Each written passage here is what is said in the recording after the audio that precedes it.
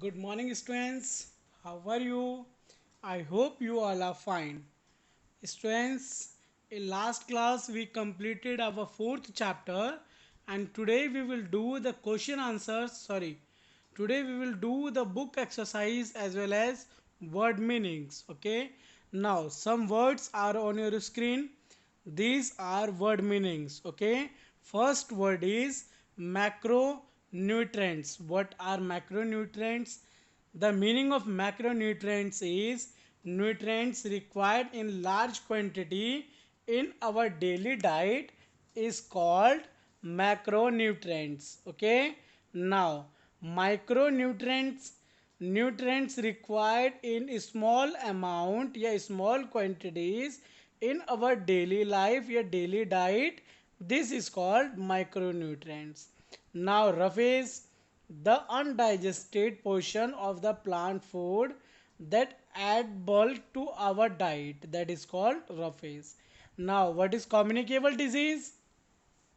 A disease that can be passed on from an infected person to a healthy person. Non-communicable disease. What is non-communicable disease?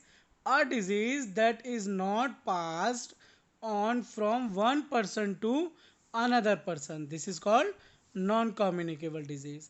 And last one is a vaccination. Okay, the process of using vaccine for the prevention of disease is called vaccination. Okay, this is the word meaning of chapter 4. Now it's turn of question book exercise.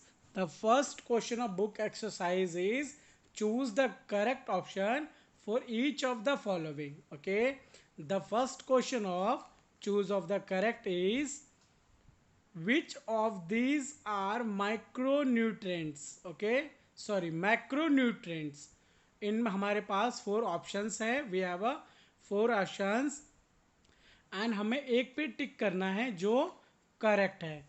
तो हमसे question में पूछा है which of these are macronutrients, इनमें से कौन सा macronutrients हैं. तो मैंने टिक कर रखा है फर्स्ट का बी, सेकंड का डी, थर्ड का डी. जो सेकंड क्वेश्चन है हमारा, our bones and teeth will be developed, will be well developed when we eat food rich. उनमें क्या रिच होना चाहिए?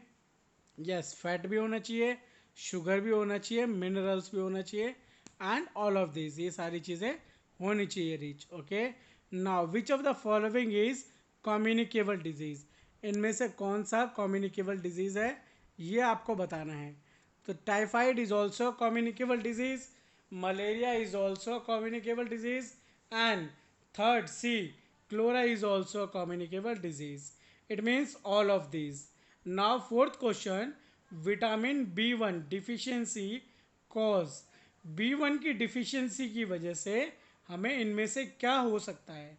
Weight lose, softening of bones, blindness, weight gain. तो हमारा वेट लूज होता है B1 वाले डिफिशियंसी में. ओके, हमने चैप्टर में स्टडी करा था इसे.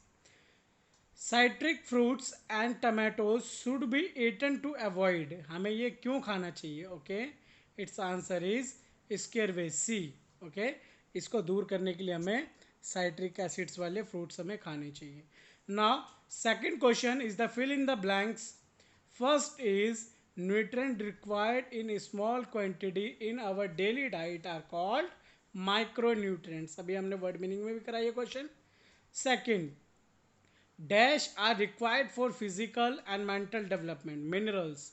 Minerals are required for the physical and mental development of the body. Now third, we should at least 8 to 10 glass of water daily. हमें 8 से 10 ग्लास वाटर डेली पीना चाहिए. Non communicable disease can be avoid by the following a good hygiene. Okay, understood. Now vomiting and diarrhea are the symptoms of cholera. Okay, understood. Now it's turn of third question. It is match the following. हमें मैंने match कर रखा है, आप इनको एक एक करके सभी से मैच कर लेंगे। ओके, जैसे आयोडीन डिफिशिएंसी की वजह से हमें क्या होता है, विटामिन सी डिफिशिएंसी की वजह से हमें क्या होता है, विटामिन बी 1 की डिफिशिएंसी की वजह से हमें कौन सी डिजीज़ होती हैं, आयरन डिफिशिएंसी की वजह से हमें कौन सी डिजीज़ होती हैं, विटामिन डी डिफिशिएंसी की वजह से हमें कौन सी डिजीज़ होती हैं। तो मैंने इन्हें इनको मैच कर रखा है। You will match in your book also. Now fourth question, state whether the following statement are true और फॉल्स। इनमें से कौन से स्टेटमेंट ट्रू है और कौन से स्टेटमेंट फॉल्स है, ये आपको बताना है। ओके, तो मैंने वन वन सभी के 1 2 3 4 5 सभी पार्ट्स मैंने सॉल्व कर रखे हैं। जैसा फर्स्ट है, protein are the building material of our body, true है। Vaccine can be prevent communicable disease, true. Virus and fungi cause non communicable disease, false. We can have a balanced diet when we eat a variety in our food, is true. And last one is a true. Okay, now fifth question and the last question of today's part and book exercise is give two example of each of the following. मैंने सभी के दो दो examples लिखे हैं। You can write yourself, आप अपने according भी, क्योंकि जो विटामिन है, जैसे कि फर्स्ट वाला है सोर्स ऑफ कार्बोहाइड्रेट्स, हमें बहुत सारे थिंग्स से कार्बोहाइड्रेट मिलता है। मैंने उनमें से दो लिखे हैं, आप अपनी मर्जी से भी राइट डाउन कर सकते हैं। ओके, ऐसे ही फैट्स है, सोर्स ऑफ फैट्स है, मैंने बटर ऑयल घी लिखा है। सोर्स ऑफ विटामिन है, फ्रूट्स है एंड वेजिटेबल्स हैं। सोर्स ऑफ मिनरल्स है, मिल्क है, चीज़ है। सोर्स ऑफ रफेज है, कैरल्स है एंड फ्रूट्स है, फ्रेश फ्रूट्स। ओके, तो you can write yourself also, कोई भी आप एग्जाम्पल राइट डाउन कर सकते हैं। बच्चों, in our next part we will do the question answers of same chapter. Okay, part F and G we will complete in our next part. Okay, then after I will give you a worksheet. Okay, understood? In next part I will give you a worksheet also, and you have to do this worksheet in your notebook also. Okay, thank you for watching this video.